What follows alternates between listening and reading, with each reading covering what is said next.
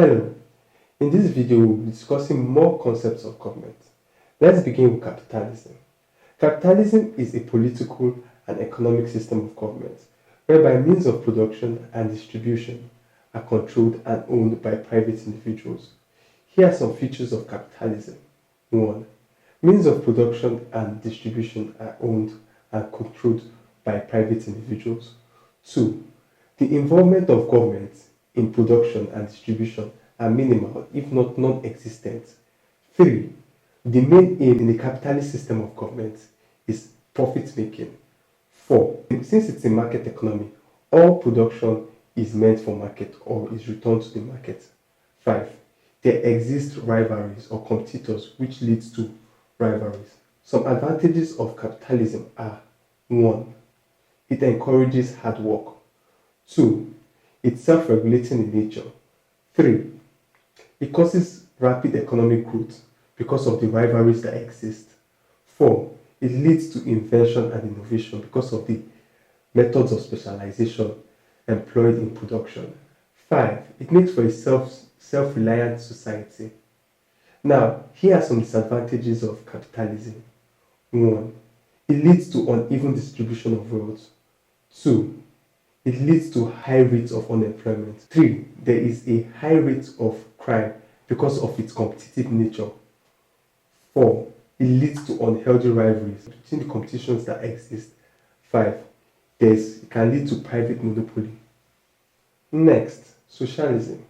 Socialism is considered the polar opposite of capitalism. Now, this is a system of government whereby means of production and distribution are owned by the state. Here are a few features of socialism. 1. Means of production and distribution are owned by the state, that is, the government. 2. There is harmonic price regulation. The prices do not differ because these means of production are owned by the government and not private individuals. 3. The involvement of private firms and individuals are non-existent or very minimal. 4. The main aim of socialism, or the main aim in socialism, is providing necessities. It's providing for necessities and the needs of citizens. 5. It is democratic in nature. Let's consider some advantages of socialism. 1. There's equitable distribution of income. 2. There is job security. 3. There is no unhealthy rivalry. 4. It doesn't allow exploitation or monopoly. 5. It bridges the gap between the poor and the rich. Let's look at some demerits of socialism. Number 1. It encourages people to be lazy and unenterprising. 2. It takes away options or choice because there are no rivals. So it's whatever the government makes, or it's whatever the government produces and distributes that the citizens have to consume. 3. It's a very inefficient system. 4. It discourages innovation and invention. 5.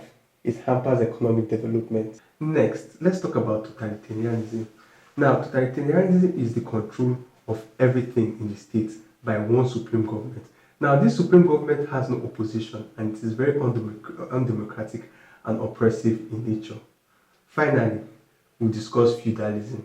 Feudalism is an archaic system of government whereby control was based on ownership of land.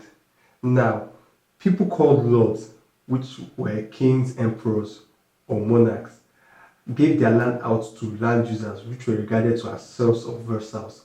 Now, in return for this land that they received from the lords, they gave their services to these lords and vassals. The lords and monarchs had to protect these vassals in case of threats because they gave them their land and these people were working for them, render services for them. So the lords had to give them protection. That's it for concepts of government. In our next video, we'll be treating principles of government.